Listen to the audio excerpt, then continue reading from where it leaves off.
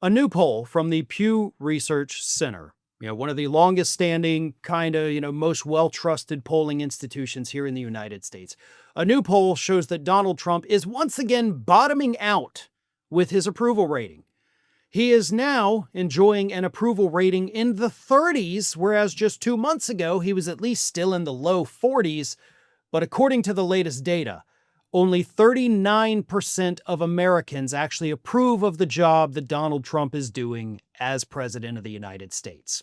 And in this poll, voters, of course, did cite the economic turmoil that they are facing, and, of course, their disdain for the one big, beautiful bill that a majority of them absolutely hate. So, that's bad, right? But what's happening, of course, is that Trump's policies, they took a while to really kind of get into effect here. They are starting to impact each and every one of us. Everyday people are starting to experience for themselves the negative consequences of Donald Trump's economic policies, which, yes, does include his immigration policies. Because immigration, like so many other things, really is economic. So people are getting pissed, and they know exactly who to blame. And the numbers get worse from there, right? It's not just that his approval rating has fallen to 39%. They get even worse. 61% disapprove of Trump's tariff policies as prices rise on regular goods. 46% disapprove of the one big beautiful bill, which is a plurality, not a majority. I said majority earlier, it's plurality. 47% said they are somewhat confident in Trump's ability to negotiate trade deals. On immigration, Trump received a 46% saying they're at least somewhat confident he can do something about immigration. So on those issues, he can't even get to half the country. He can't get to a majority.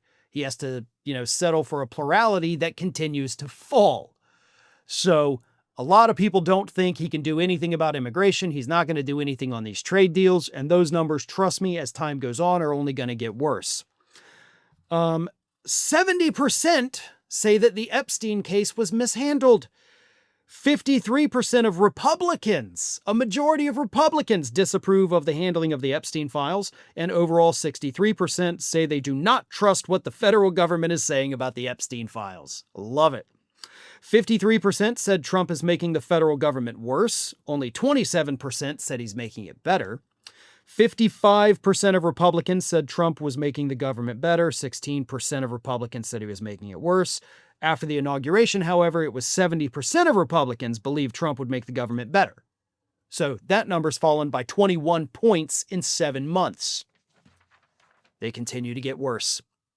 In February, 95% of Trump voters approved of his job performance. It now stands at 85%.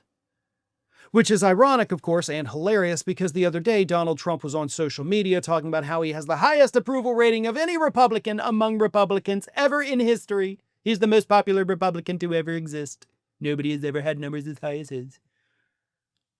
That is literally one of the lowest approval ratings within your own party that we have seen in modern times. Like, Trump is literally the least popular Republican among Republicans in at least the 21 years that I have been in progressive media.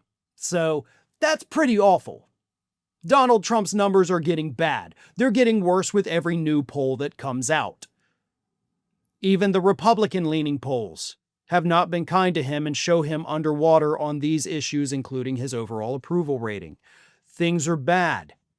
And he's only 7 months in. Technically, not even a full 7 months in. He's got a couple days to go, right? But wow, it's amazing how quickly this country woke up to the fact that they screwed up so badly in the November 2024 election.